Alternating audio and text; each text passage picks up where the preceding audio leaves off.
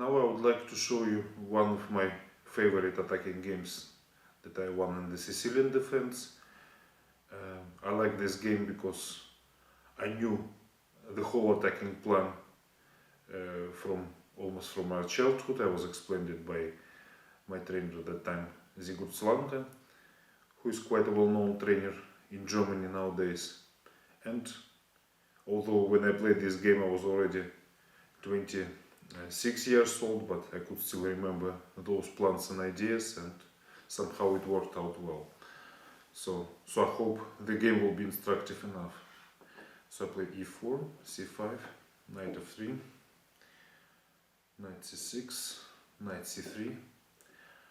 At those times this was the way to challenge the Sveshnikov opening, because after d4 taking, knight f6, knight c3, e5, knight b5, d6, it was already known that it's very difficult for white to get the opening advantage.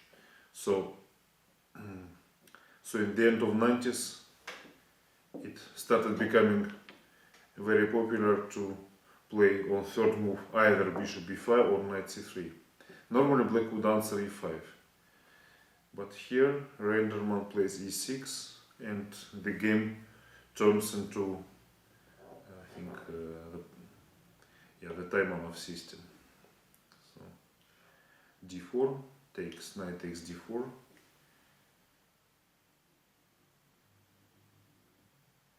a6, and I played here bishop e2. Nowadays I normally prefer bishop e3 with this move order, but okay, that's another story. So he goes queen c7 and he went knight g7. Yes, if black plays queen c7, then white normally goes bishop e3, knight f6, castling, and okay, lot of theory here. Once Lyubomir Lyubovich made a big opening mistake against me. He played knight f6 now, after which I took on c6, takes, e5, knight d5, knight e4. Why do I say it's an opening mistake? Because in theory we know that there is such a position when bishop is still on f1 and pawn is on a6, on a7. Well, first of all, the pawn on a6 is already worse because bishop cannot go there in some variations. But what's most important is that white's bishop is already on a2, so it's a whole tempo. So it's even grandmasters can sometimes make such opening mistakes. So actually this knight g7 move is almost an opening mistake as well, because somehow this development is a little slow. So, but for this I had to prove it. So I played f4, knight takes d4, queen takes d4,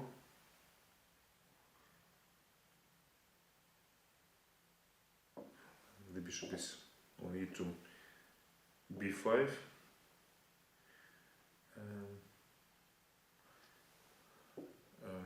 castling, queen c7, and okay, black wants to play knight f5, he takes f5, bishop c5. So the normal way to play against it would be bishop e3, but this is what more or less black was aiming for, to play knight c6, make me play queen d2, and then play bishop b7, and the plan can be knight a5, knight c4. Here I played a much more precise move than this bishop e3. I played queen f2. And after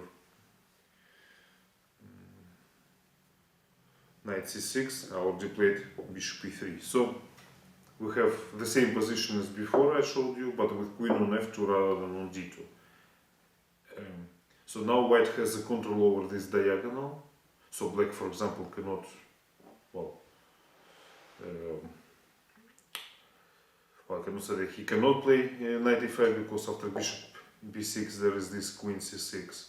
But I can also say that it's very dangerous to play knight e5 because white can, actually play bishop b6, queen c6, not take the knight because of bishop c5 losing the queen, but play knight d5, a typical opening idea. So if knight c7 is threatening, so e takes d5 is the only move, and after e takes d5 it turns out that black is lost. So because after queen takes d5, bishop f3, white wins the rook on e8. So that's why it was very important to bring the queen on f2 and only then play bishop e3. So he played bishop e7, and now another important maneuver. Knight went on c3 from the third move, which one could not know what kind of the game it would be and which course it would take. In this position, knight is not especially well placed on c3. It can only be useful there to sacrifice on d5, but for example here the sacrifice would be insufficient. So that's why I have to do something with this knight, and before it became a really weak piece, I should like to bring it to the better squares. For that I first play a4, prologue b4, b4 has to be played because if pawn takes e4, it's knight takes e4. And now knight b1. So, rook b8 he played, knight d2. So knight gets the square of c4, which is much better than c3. I needed some tempo for this, but with the active position of my pieces, it was not such a big deal that I lost those tempi. So, short castle, bishop d3. Once again, I could not know in the opening phase that my bishop would be more useful on d3, but somehow my position is so good that I can afford losing another tempo and put it on a better position. d6 and rook a d1. Well, now this is the last finance, because if he plays bishop f6, I just play b3. My position is clearly superior and I can combine attacks both on black's king or on black pawn on d6 with knight c4 and bishop b6, queen d7, e5, and just the position would be just lost. So here my opponent tried to complicate matters. He decided to temporarily sacrifice the pawn, b3. Well, I believe that I could even take it with the knight and just give away this bishop on d3, but keep an extra pawn. After having studied chess so many years with the computers, I know that this kind of compensation for the pawn, it's not sufficient. But in 99 I was still not so experienced with studying, let's say, computer-like chess, and also in this game I was thinking that I would like to create some attack. No wonder I took it with the pawn, because I knew that black's only answer to this would be to try to get this pawn back. So he played bishop f6, and I already saw the attack that I could do. So now it's a very classical way of attacking, but it's also the combination of attacking on both sides against trying to use both weak position of the king and some weak position of the pieces. So rook c1. My opponent took, I played rook c2. Well, now the pin is so dangerous that, for example, bishop f6, rook c1, bishop d7, I have e5, pawn takes, bishop e4, and I'm winning this knight. So therefore he had to play bishop a3 just to keep the c1 square under control, but now bishop is far away from play. And now white is thinking about about attacking black. So e5. I believe that taking the pawn would be bad because of knight c4, bishop e7, knight takes e5, using this pin. So he played d5 instead, knight f3. Once again, I just want to use the pin and win this knight with this move, knight d4. So my opponent Reinderman played queen d7. By the way, I forgot to mention that the game was played in '99 in Weikanze A group, and my opponent was Dutch Grandmaster Dimitri Reinderman. He qualified for the A group in the Weikanze that year by winning the B group in '98. So Dimitri played queen d7 and he allowed bishop takes h7, standard sacrifice. Well, as I said before, the attack in this game is very classical and very standard, but still it's a nice remembrance, of course. King takes h7, knight g5, king g8, queen h4, rook e8. Well, now of course I can just go after his pawns. Queen h8, king e7, queen takes g7. But then he goes king d8, he hides with his king, and although white's position is obviously still better, but it's not as winning as I would like it to be. So I should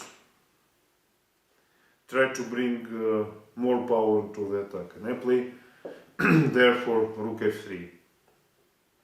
Now the threat is very simple. I want to play rook h3, king f8, knight h7, king g8, knight f6 check. Well, attacking the queen, so g takes f6, queen h8 mate.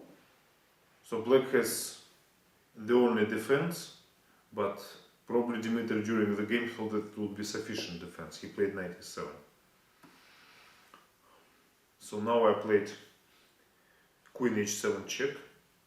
It's quite important because if I play rook h3, then black plays knight g6, queen h7, king f8, and okay, there is no decisive blow so far, and when you sacrifice the piece, it can be very dangerous. If you don't find the decisive continuation immediately, the tables can turn.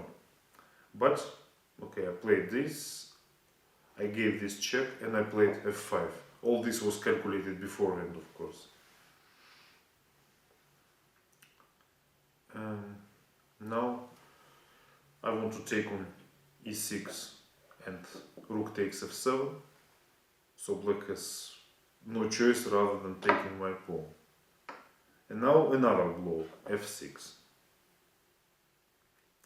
e6, sorry. So now the important thing is that black knight is hanging, so if rook takes e6, then my plan was to play knight h7, king e7, queen takes g8, taking the knight and also threatening queen f8 mate. And good thing is that rook is unprotected, so bishop b7, queen takes b8. So that's why he has to take only 6 with the pawn. And the question is, what did I achieve? I sacrificed 2 of my pawns, so now I'm already piece and pawn down, and black king at the moment seems relatively safe. Okay, I have all these theories that you must have more attacking pieces rather than defensive pieces, but now here it looks like black queen is nearby, there is knight, there is rook, like black king is more or less defended. Well, that's true, but in this case the quality of attacking pieces is what plays a decisive role. So I play rook g3, and it turns out that the g7 square is almost impossible to defend. Because I want to play now knight h7, king e7, rook takes g7, winning black's queen. And black cannot do anything against that. For example, if he plays king d6, queen takes g7, so king e7, queen takes g7, king d6, knight f7, and he has to give up the queen, and of course he's lost. Because after the king e7, there is bishop g5 and mate to the next move. So, after I played rook g3, Reinderman played g6, and now I played knight h7 check. Well, he played king f7, and now the key point of the whole combination is bishop h6 move, threatening queen g7 mate. If knight takes h6, then queen g6 check, king g8, rook takes g6, king takes h7, rook takes h6, and mate on next move. So, well, actually, this is what I like the most in this game, is this picture of queen on h8, knight on h7, and bishop on h6, all for giving mate to black king. Okay, so now Reinderman played king e7, bishop g5 check, king f7, and here somewhat automatically I played bishop f6, which is good, which does not miss a win, but makes it a little bit more complicated. I just liked so much the way I won in this game that I did not look for any other ways. Oh, knight f6 was much simpler, because after knight takes f6, queen takes f6, king g8, queen takes g6, king f8, queen f6, black gets mated like this. But okay, I missed this simple win, but simply because I saw the other way. I thought that somehow, for the aesthetical from the aesthetical point of view, it's nice to play bishop h6, then bishop g5, and bishop f6, finally threatening this mate. So rook f8 seems that it's a defense from this mate, but it's not, because now I play rook c7, so winning black king with this small combination. So the big and long combination finishes with a small combination here. So then, okay, black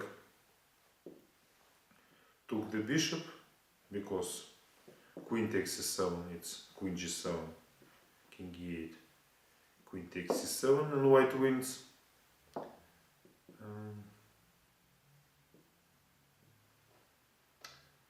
And here, so after knight takes f6, I took with the queen, I took on g6 with the check, and it turns out that black loses all his material, so he has to give up his queen first, then also the rook,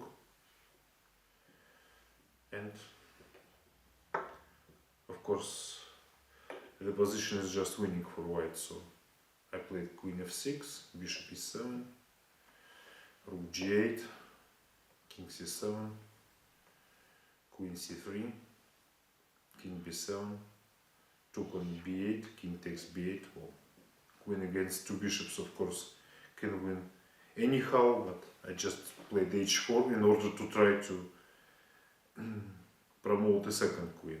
And if black takes on h4, there is queen b4 check, winning this bishop, or queen h8 check, whatever you prefer. And therefore black resigned, because otherwise white pawn just goes on to h8. Well, as I said, it's a very standard classical way of attacking, and very often you win such games against weaker opponents or in simultaneous, but here it happened in white and the A group, so that's thing that makes this memory even better.